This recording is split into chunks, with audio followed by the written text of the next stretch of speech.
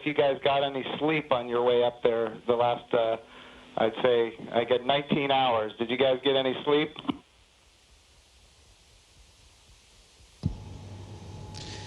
Yeah, I think a lot of folks in Hawthorne were asking the same question, sir, but we did get probably a good 7 hours or so opportunity for sleep, and I did succeed at sleep, and Doug did as well. So the first night is always a little bit of a challenge, but the Dragon was a slick vehicle, and we had good airflow, and so we had an excellent evening, and just excited to be back in low Earth orbit again.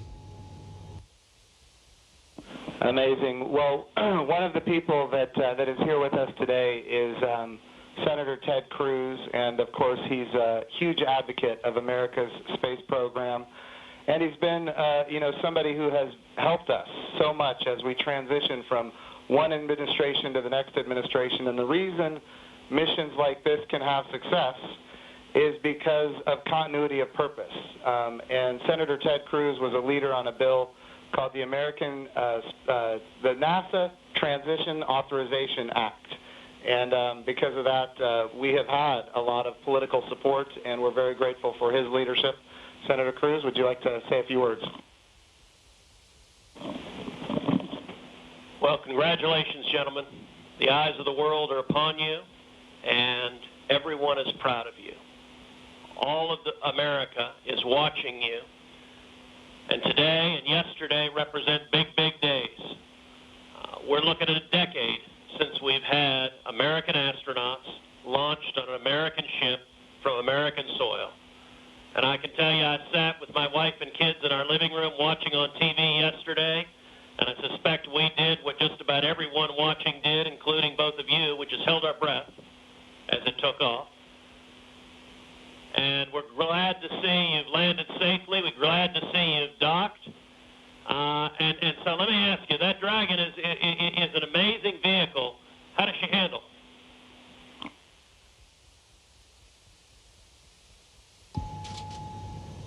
It flew just like it was supposed to. It was we had a couple opportunities to take it out for a spin, so to speak, once after we got into orbit last night, and again today about 20 minutes before we docked. And my compliments to the folks back at Hawthorne and SpaceX for how well it flew. It is exactly like the simulator, and we couldn't be happier about the performance of the vehicle. What do you guys hope to accomplish in your time on the International Space Station?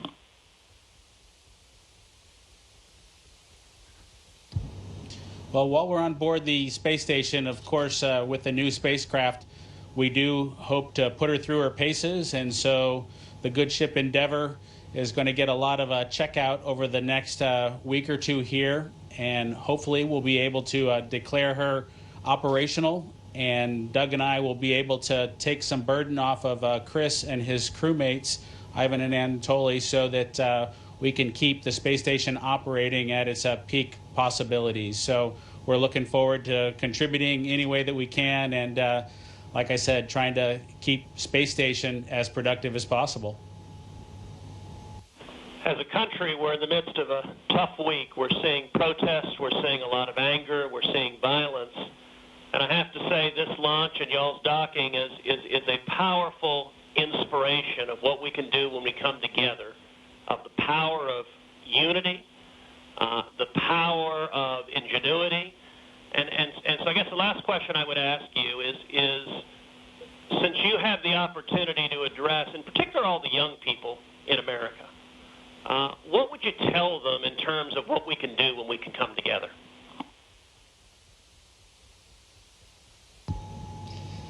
You know, that's a great question.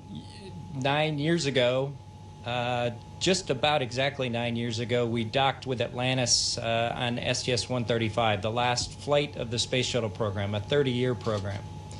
And folks at SpaceX, folks at NASA, the Commercial Crew Program put their heads together and worked diligently year after year, making sacrifices, working hard.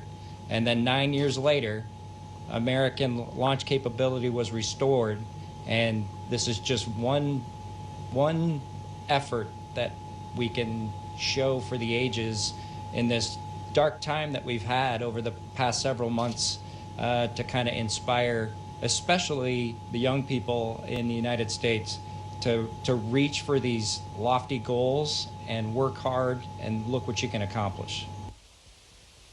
Thank you, gentlemen. God bless you. Thank you, Thank you, Senator sir. Cruz. We have another very special guest here that represents the Johnson Space Center. And, of course, it's my good friend from the House of Representatives, Dr. Brian Babin. And I want to be clear, he also was a big part of the NASA Transition Authorization Act, which gave us the continuity of purpose to make this happen today. So, gentlemen, here is Dr. Brian Babin from the state of Texas. Thank you. So great to be with you guys. I was at the launch yesterday. I just want to say a huge congratulations. And, you know, there was a thunderstorm that blew in about 30 minutes or 45 minutes or so before liftoff. And it was in doubt there for a minute, but it was just an enormous achievement. I just want to say thank you for you guys. Really appreciate what you're doing for America, and the crew that's already been up there, Chris, and your two fellow Russians. To give you a great big thank you as well. I have a son who is a Navy SEAL, and I want to thank you for your service there too, Chris.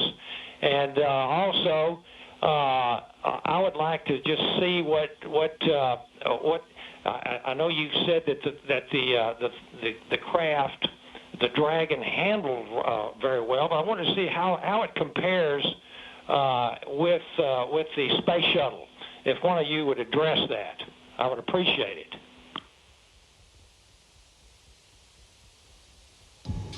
Well, thank you, sir. It certainly has been a long endeavor for us and our namesake spacecraft. We're proud to have her on board the International Space Station after all that the teams around the country and across America have done to get us here today. As far as a comparison with the space shuttle, both Doug and I took a few minutes while we were accomplishing the approach and docking to, in our spare time, talk a little bit about it. We were surprised a little bit at how smooth things were off the pad. The space shuttle is a pretty rough ride heading into orbit with the solid rocket boosters. And our expectation was, as we continued with the flight into second stage, that things would basically get a lot smoother than the space shuttle did. But Dragon was huffing and puffing all the way into orbit, and we were definitely driving or riding a Dragon all the way up. And so it was not quite the same ride, the smooth ride, as the space shuttle was up to MECO. A little bit less G's, but a little bit more alive is probably the best way I would describe it. Anything else, Doug? No? Sounds good. Bob, what is MECO?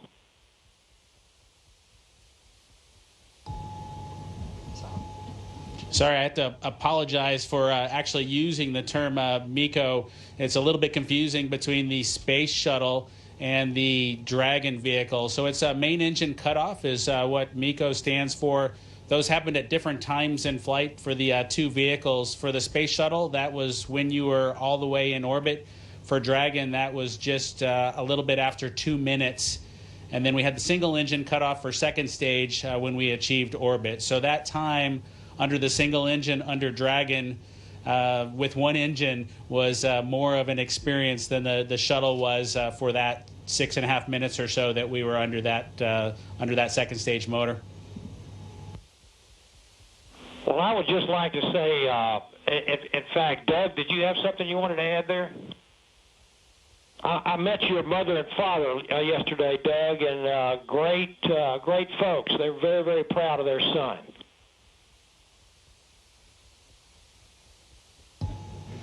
Yeah, that's pretty cool. Hopefully they enjoyed the launch. I know for parents, it can probably be pretty nerve-wracking for them to experience a launch. This was their third, so I'm glad everything went okay, and hopefully it was a good show. We haven't obviously heard or seen any video yet, but we're looking forward to seeing the launch replayed sometime. I can assure you that it was a great show. It was one of the treats of my lifetime, I would have to say, and many other folks that were sitting there looking all across the country and even the world. And I can tell you, as Senator Cruz said, we've gone through some really rough times over the last few days, and to have that successful launch, the public-private partnership between NASA and SpaceX, and you guys being so well trained and having it go off without a hitch was a tremendous blessing for our country. And I can't tell you how many emails and communications I've gotten from people that who were so disturbed by what's been going on, transpiring around the country, to have the great news and the wonderful liftoff and everything going without a hitch. So I just want to say God bless both of you. Thank you so very much. Bless the rest of you folks up there as well. We thank our Russian partners. And thank you, Chris.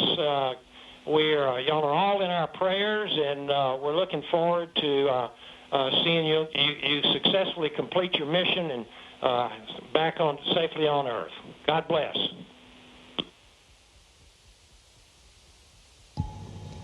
Thank you very much. Yeah, and just so you guys are aware, the show was in fact spectacular. The ratings on NASA TV beat everyone else. Not just some of them, it beat all of them, and that includes,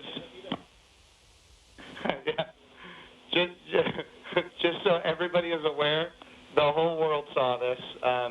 It trended #1 on Twitter. It was the #1 thing talked about on social media in general. This was an amazing moment, and it represents a transition in how we do space flight from the United States of America. NASA is not going to purchase, own, and operate rockets and capsules the way we used to.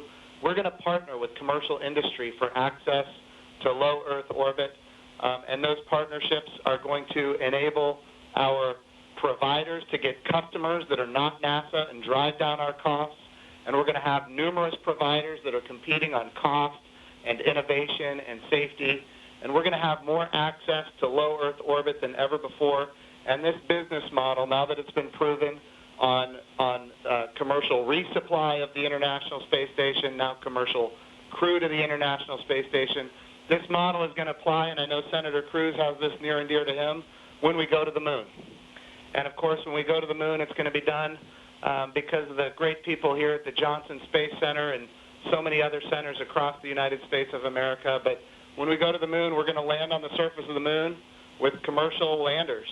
And of course, we're very proud of the Commercial Lunar Payload Services Program being managed right here out of the Johnson Space Center as well, so that we can take small payloads to the surface of the moon. And all of this is leading up to an amazing day where we have humans living and working for long periods of time on the surface of the moon, but doing it with a purpose. And that purpose, of course, is to go to Mars. Humanity is going to explore more and be able to go further than ever before because of the public-private partnerships. We all know that if the government is creating the demand and the government is creating the supply, we will always be limited. But when we have partners that are interested in exploring commercially and doing the things that are necessary, to get capital investment, then we're all going to end up better. So I want to just say the whole world saw this. This is a new era in human space flight, and we are so grateful for the service of not just our 2 astronauts that embarked on this mission, but the 100,000 plus people that participate in it, in this mission, everything from the suppliers to the main contractors, to the NASA team, the SpaceX team. What an amazing day for our country and, in fact, for the world. I'm going to turn it over for a second to my deputy, Jim Morehart, who's been a great deputy at NASA.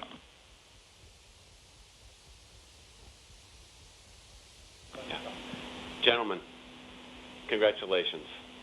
You know, Jim's mentioned going to the moon. And yesterday and today, one, you've inspired the Artemis generation, which is our next generation. And that's what this is about. It's really bringing the children that we've got and our grandchildren forward So they'll be the ones that are going into deep space. This is the dawn of a new era, and we just thank you for being at the beginning of it. Thank you so much. It was absolutely our pleasure, but it's just a huge team effort across the board from SpaceX to NASA that made this all happen. We were just the lucky guys that got to fly the rocket yesterday.